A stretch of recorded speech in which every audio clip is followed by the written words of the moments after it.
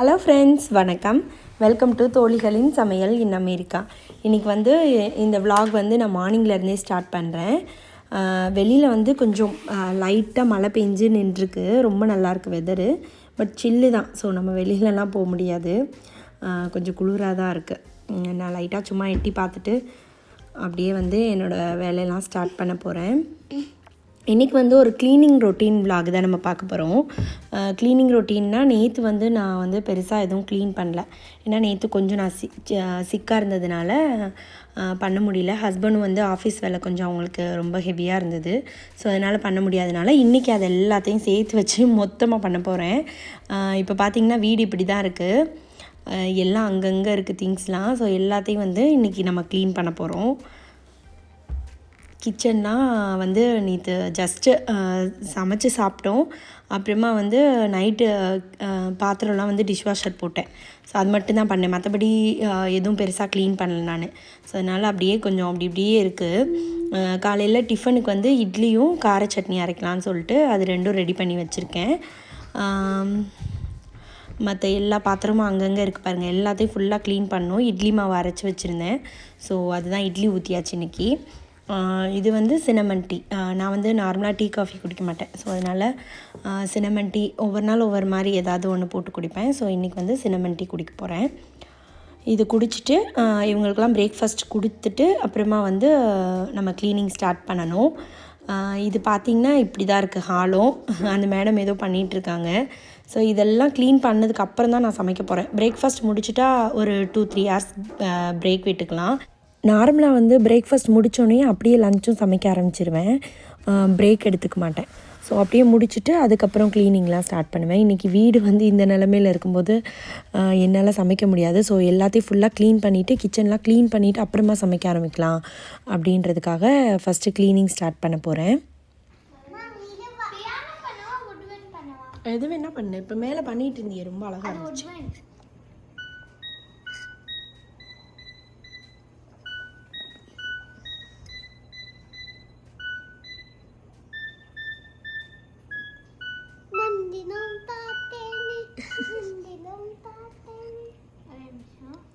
அக்கா அழகாக வாசிக்கிறாங்களே.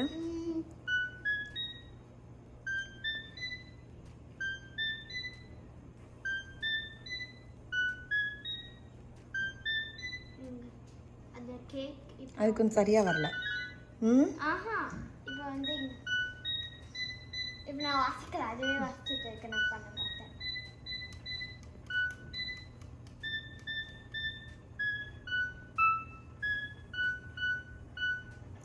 இந்த லாஸ்ட் குட் ஜாப். அது மெஸ் அப் பண்ணேன். அது கொஞ்சம் மிஸ் ஆயிடுச்சு. வானத்தில் நீ வெண்ணிலா அப்படி வரணும். என்ன கீதுக்கா எப்படி வரணும்? நீ வெண்ணிலா அப்படின்னு வரணும். அந்த சைடு இதெல்லாம் க்ளீன் பண்ணுறதுக்காக இங்கே எடுத்து வச்சுருக்கேன். என்ன தங்கம்? Hot cross பன்ஸா? இரு நான் இறங்கிக்கிறேன். விழுந்துருப்பாரு. முடிய ஒதுக்குங்க பாப்பு, முடிய ஒதுக்குங்க. Good job. சரி, ஃப்ளூட்டில் என்ன வாசிக்க சொல்லி கொடுத்துருக்காங்க ஸ்கூலில்? ஃப்ளூட்லையா பண்ணு. சரி, தட்ஸ் ஓகே. என்ன படுக்கிறீங்க? பெட்டா அது? ஓகே பீனா ஒரே நிமிஷம். இந்த வாக்கியம் எடுங்க ப்ளீஸ். இந்த வாக்கியம் எடுங்க.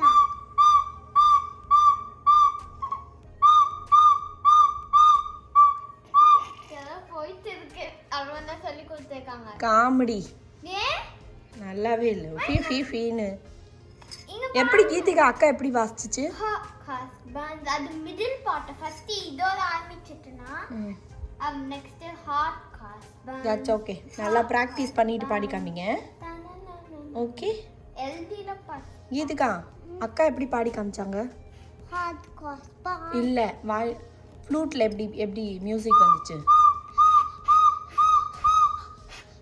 அப்படி வந்துச்சுல்ல. ஓகே சரி, அம்மா கிச்சனுக்கு போகிறேன். சரியா? இப்போ இட்லி ரெடி ஆயிடுச்சு. நம்ம மேலே போய் சுதீக்ஷா கொடுத்துட்டு வந்துடலாம். இப்போலாம் பிரேக்ஃபாஸ்ட் கொஞ்சம் லேட்டாக தான் சாப்பிட்றாங்க. ஸ்கூலுக்கு டைரெக்டாக போகிறதா இருந்ததுன்னா 7:30க்கு கிளம்புவாங்க வீட்டிலேருந்து. ஹஸ்பண்ட் போய் ட்ராப் பண்ணுவாங்க. ஸோ அப்போனா வந்து கொஞ்சம் இயர்லியாக சாப்பிட்டுட்டு கிளம்பணும். இப்போ வீட்டில் தானே இருக்காங்க. ஸோ அதனால் கொஞ்சம் லேட்டாக சாப்பிட்டுக்கட்டும்னு சொல்லிட்டு கொஞ்சம் லேட்டாக தான் சாப்பிட்றாங்க ஸ்கூல் ஸ்டார்ட் ஆனதுக்கப்புறம். ஜஸ்ட் ஒரு பாலோ ஏதோ ஒன்று குடிச்சிட்டு உட்காந்துரும் கிளாஸில். அதுக்கப்புறமா வந்து டிஃபன் சாப்பிட்றது ஒரு 9:30 அந்த மாதிரி. கீதிக்காமா மேலே போய் சுதீக்ஷா என்ன பண்ணுதுன்னு பார்த்துட்டு வரேன் வா. ஓகே, முடிய ஒதுக்கு ஃபஸ்ட்டு. உள்ளே ஏறு. போங்க போங்க போங்க. டடைன் டடைன் டடைன். போங்க. யார் லைட் ஆஃப் பண்ணா? லைட்டு அப்பா ஆஃப் பண்ண சொன்னேன், திருப்பி போட்டனே. சரி வரேன். ஓப்பன் பண்ணு. சுதீக்ஷாவா அது பேர்? எப்போ நேற்று பண்ணிச்சா? Okay super. ஓப்பன் பண்ணு. எப்படி என்ன சொல்லணும்? தட்டி. மம்மி அங்க சாப்பாடு கொடுக்க வராங்க.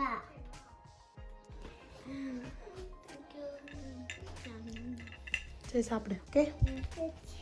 ஏன்னா பாப்பா விட்டுட்டு போங்க. ஏன் கிளாஸ் நடக்கலையா? அப்புறம் சூடு இது.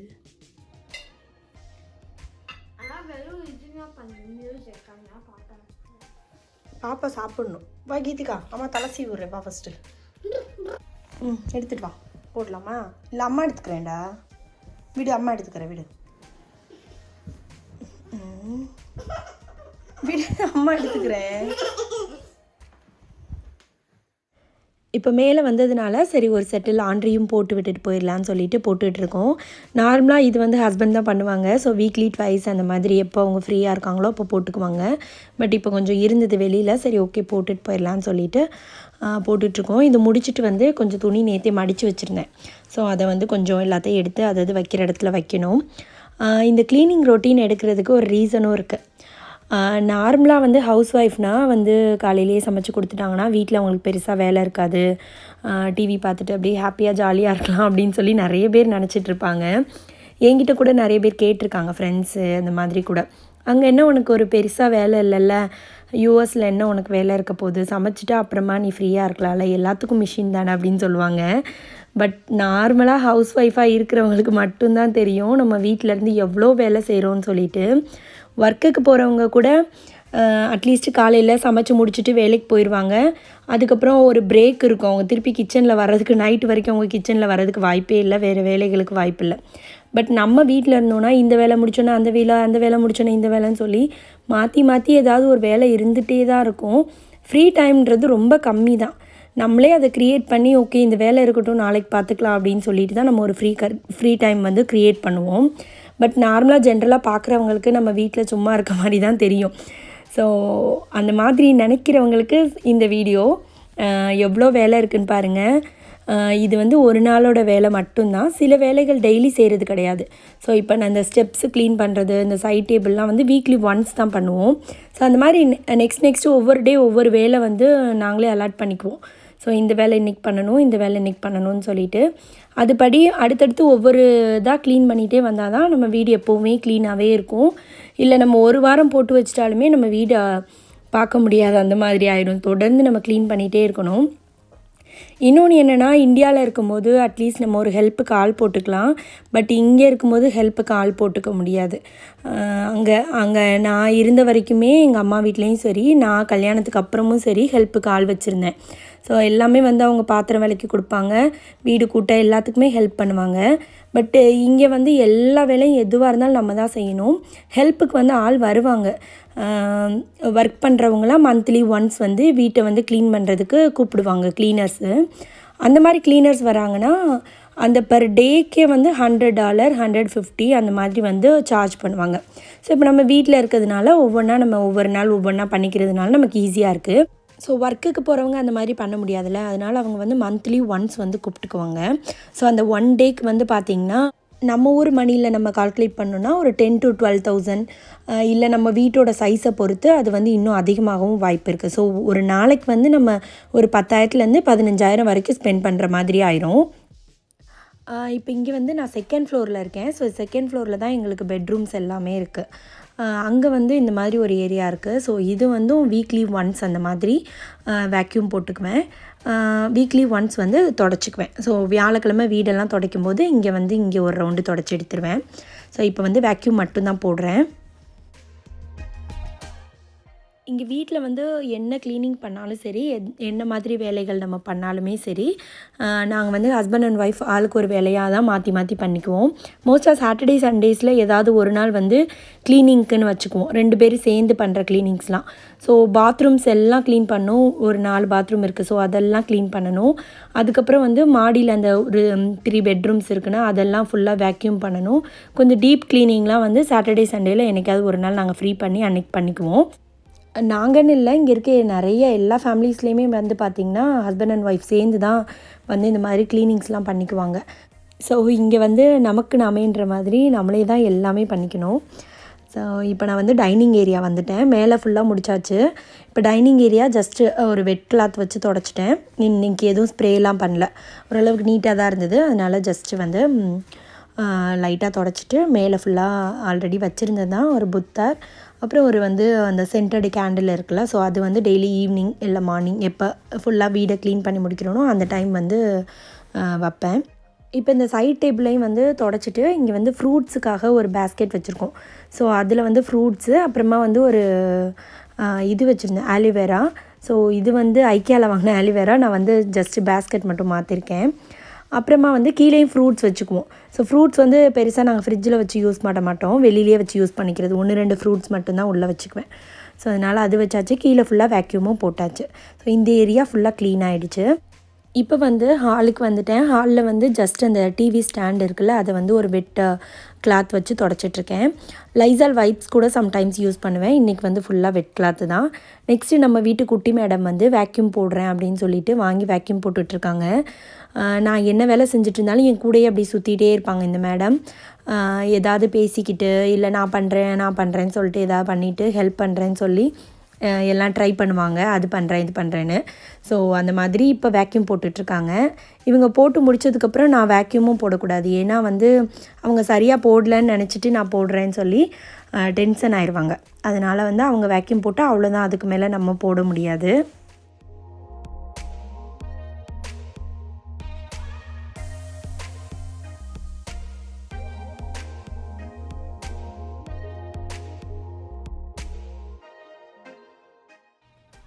இப்போ பார்த்தீங்கன்னா டைனிங் ஏரியா அப்புறமா மேலே ஃபுல்லாக க்ளீன் பண்ணியாச்சு. இங்கே ஹால் ஏரியா எல்லாமே ஃபுல்லாக க்ளீன் பண்ணியாச்சு. லிவிங் ஏரியாலாம் இப்படி தான் இருக்குது. இப்போ வந்து கிச்சன் க்ளீன் பண்ணணும். பட் இப்போயே 11:30 ஆயிடுச்சு. ஸோ இதுக்கு மேலே க்ளீன் பண்ணிவிட்டு சமைச்சா லேட் ஆயிரும். அதனால ஃபஸ்ட்டு சமைச்சிடலான்னு சொல்லிட்டு சமையல் ஸ்டார்ட் பண்ணிட்டேன். இன்றைக்கி லஞ்சுக்கு வந்து கத்திரிக்காய் புளிக்குழம்பு, பீன்ஸ் பொரியல், அப்புறமா கீரை கூட்டு வச்சுருக்கேன். ரைஸும் வச்சாச்சு. அப்புறம் ரசம், அவ்வளோதான். இன்றைக்கி வந்து இது செஞ்சு முடிச்சிட்டேன். இப்போ வந்து கிச்சன் க்ளீன் பண்ண போகிறேன். ஃபஸ்ட்டு வந்து இந்த அடுப்பை ஃபஸ்ட்டு க்ளீன் பண்ணிடலாம் அப்படின்னு சொல்லிட்டு எடுத்து வச்சிட்ருக்கேன்.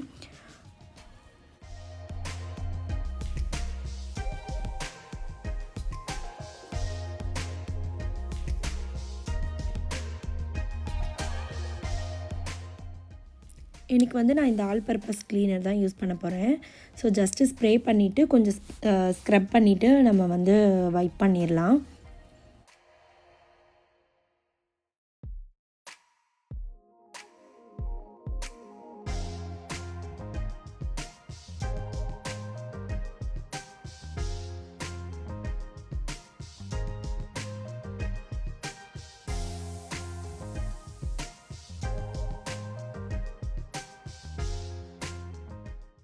நெக்ஸ்ட்டு வந்து இந்த காமெட்டில் வந்து வித் ப்ளீச். ஸோ இது வந்து இந்த மாதிரி ஏரியாவுக்கு மட்டும் யூஸ் பண்ண போகிறேன். ஸோ இங்கே மட்டும் கொஞ்சம் இந்த நம்ம டீ பொங்கி ஊற்றுனது, பால் பொங்குனது, இல்லை மற்றதெல்லாம் குக்கரில் வைக்கும்போது பருப்பெல்லாம் பொங்குனது, ஸோ அதெல்லாம் கொஞ்சம் அப்படியே பிடிச்சி ஒரு மாதிரி கருப்பாக இருக்கும். ஸோ அதுக்கெலாம் இது போட்டு நல்லா இந்த மாதிரி தேய்ச்சோன்னா சூப்பராகிடும். ஸ்க்ராட்ச் ஆகாது, அது ஸ்க்ராட்ச் ஃப்ரீ தான். ஸோ அந்த மாதிரி இதுக்கு மட்டும் இது யூஸ் பண்ணிக்குவேன் நான்.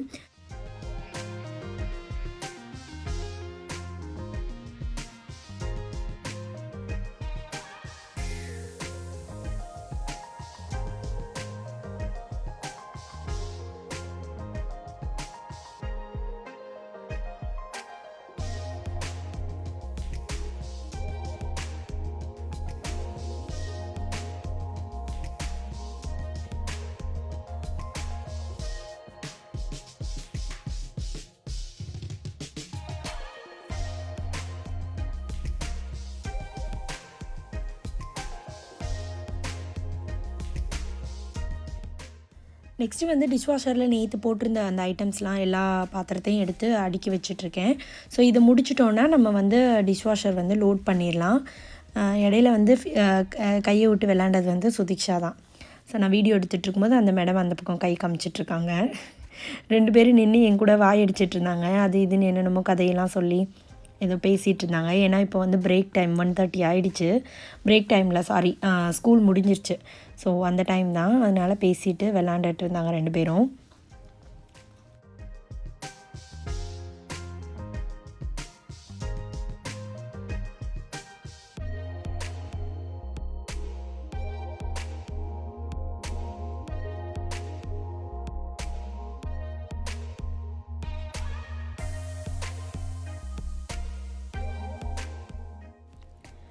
நெக்ஸ்ட்டு இந்த கவுண்டர் டாப்லாம் பார்த்திங்கன்னா நான் வந்து வீக்லி ட்வைஸ் வந்து இந்த மாதிரி ஸ்ப்ரே பண்ணி துடைப்பேன். இல்லை இந்த வைப்ஸ் வச்சு துடைப்பேன். மற்ற டேலாம் பார்த்திங்கன்னா சமைச்சு முடிச்சோடனே வெட்ட கிளாத் வச்சு துடைச்சிட்டு அப்புறமா வந்து ஒரு ட்ரை கிளாத் வச்சு துடைச்சிருவேன்.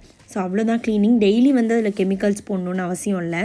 ஏன்னா எப்போவும் நமக்கு க்ளீனாக தான் இருக்கும். ஒன்று அவ்வளோ மெஸ்ஸி ஆகிறது கிடையாது. ஸோ அதனால் வந்து ஜஸ்ட்டு வெட் கிளாத் வச்சு மட்டும்தான் துடைப்பேன். வீக்லி ட்வைஸ் வந்து மட்டும் இந்த மாதிரி நல்லா ஸ்ப்ரே போட்டு நல்லா க்ளீனாக அந்த எல்லாத்தையும் துடைச்சி எடுத்துருவேன்.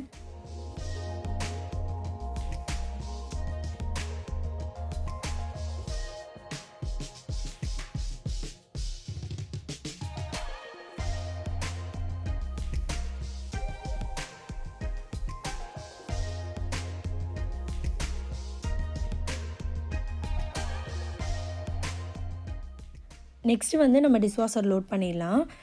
நானுமே வந்து ரொம்ப நாள் டிஷ்வாஷர் வந்து யூஸ் பண்ணாமே இருந்தேன், ரொம்ப வருஷமாகவே. ஸோ இப்போ தான் வந்து ஒரு 1 இயராக டிஷ்வாஷர் யூஸ் பண்ணுறேன். ரொம்பவே யூஸ்ஃபுல்லாக இருக்குது. என்ன மாதிரி யாராவது வீட்லேயே டிஷ்வாஷர் இருந்து யூஸ் பண்ணாமல் இருந்தீங்கன்னா கண்டிப்பாக யூஸ் பண்ணுங்கள். அதை லோட் பண்ணுறது மட்டும் நம்ம கரெக்டாக அந்த கரெக்ட் பொசிஷனில் வந்து நம்ம லோட் பண்ணிட்டோன்னா வந்து நல்லா சூப்பராக வாஷ் பண்ணிடும். நமக்கு ஒரு ஆள் இருக்கிற மாதிரி தான். இன்னும் ஒரு ஈஸி மெத்தட் என்னென்னா டக்குன்னு அப்பப்போ ஒவ்வொரு பாத்திரமாக நம்ம லோட் பண்ணிட்டோன்னா ஈஸியாக இருக்கும். இந்த மாதிரி சேர்த்து வச்சுட்டு லோட் பண்ணால் திருப்பி நம்ம ஒரு 10 to 20 minutes வந்து நம்ம சிங்க்கு கிட்டே நிற்கிற மாதிரி ஆகிடும். ஸோ அதுவும் இல்லை அப்படின்னா உடனே நம்ம அப்பப்போ யூஸ் பண்ணிவிட்டு உடனே லோட் பண்ணிட்டோன்னா நமக்கு அந்த வேலையே இருக்காது. ரொம்ப யூஸ்ஃபுல்லான ஒரு பொருள் தான் டிஷ்வாஷர். இப்போ வந்து இந்தியாவிலேயே வந்து நிறைய பேர் வச்சுருக்காங்க டிஷ்வாஷர். நான் நிறைய யூடியூப் வீடியோஸில் தான் பார்த்துருக்கேன், எனக்கு தெரியல.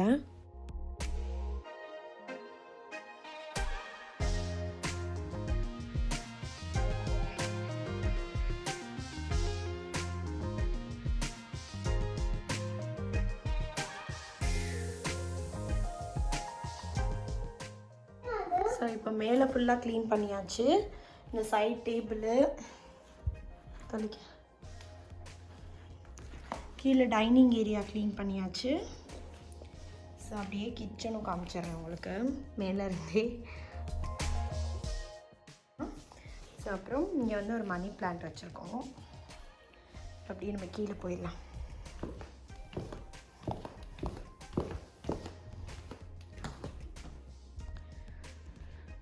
ஹால் ஃபுல்லாக க்ளீன் பண்ணியாச்சு. காமிக்கலோனையா எல்லா வேலையும் முடிச்சாச்சுங்க. இங்கே வந்து இந்த கிச்சன் டவல் அதெல்லாம் இங்கே வச்சுருக்கேன், ஸ்டோர் பண்ணியிருக்கேன். இது வந்து இப்போ தான் இந்த டேபிள் வச்சேன்.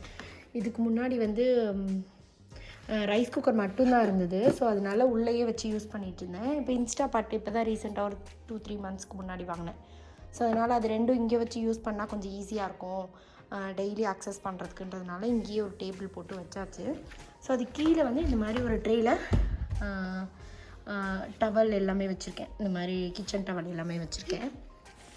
ஸோ அவ்வளோதாங்க. உங்களுக்கு என்னோடய க்ளீனிங் ரொட்டீன் வீடியோ பிடிச்சிருந்தால் லைக் பண்ணுங்கள், ஷேர் பண்ணுங்கள், கமெண்ட் பண்ணுங்கள் அண்ட் சப்ஸ்கிரைப் பண்ணுங்கள். நன்றி, வணக்கம்.